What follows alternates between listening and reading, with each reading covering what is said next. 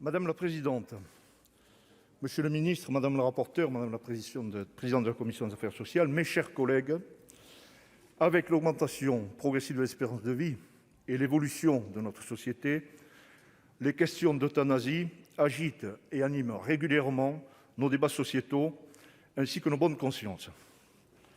En 2005, la loi Leonetti a permis de faire un grand bond en avant en autorisant toute personne en phase terminale d'une maladie incurable de décider de limiter ou de stopper ses traitements. Si le patient était inconscient, c'est une procédure collégiale qui allait décider de ce non-acharnement thérapeutique. On introduit déjà dans cette loi la notion d'obligation de soins palliatifs et d'accompagnement. Rappelons que ce sont des soins actifs et positifs avec administration d'antalgiques, corticoïdes, etc. ou poursuite de traitement, mais dans le seul but de soulager le patient jusqu'à la fin. Il n'est aucunement question de provoquer le décès par injection d'une substance létale. L'usage de certains antalgiques, notamment de la famille des opiacés, à forte dose est autorisé pour des raisons d'efficacité, même s'ils peuvent accidentellement entraîner le décès prématuré du patient. Il s'agit donc de préserver la dignité de la personne en lui épargnant, autant que faire se peut, douleurs et souffrances psychologiques.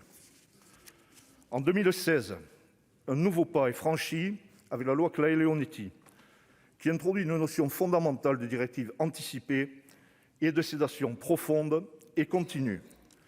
Après accord du patient, de la famille, le médecin, à l'aide de produits anesthésiques, va pouvoir altérer la conscience du patient, arrêter les traitements afin d'entraîner en douceur le décès de la personne. La différence fondamentale avec le suicide assisté est très simple. Ce dispositif ne s'adresse pas à des personnes qui veulent mourir, mais à des personnes qui vont mourir.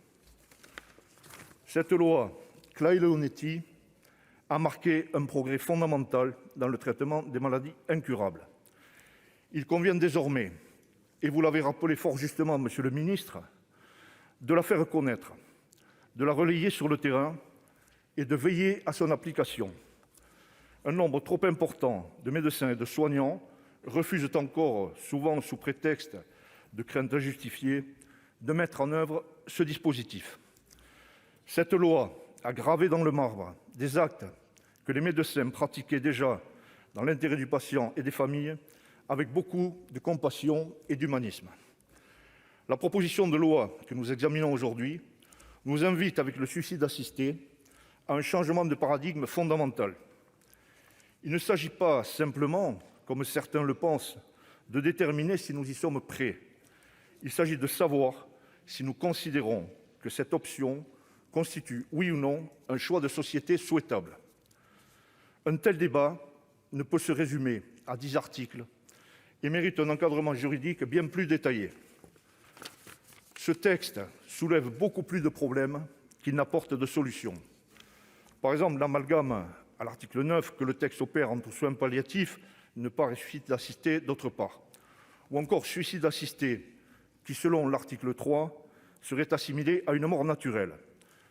Très beau sujet de réflexion pour les juristes et les assureurs. Mes chers collègues, je crois que cette proposition de loi ne permet pas d'évaluer et d'encadrer correctement tous les cas de souffrance psychologique ou physique qui relèveraient d'un suicide assisté. Chaque cas est unique et devrait être traité individuellement après avis d'un comité d'éthique médicale. Les équipes de soignants le savent.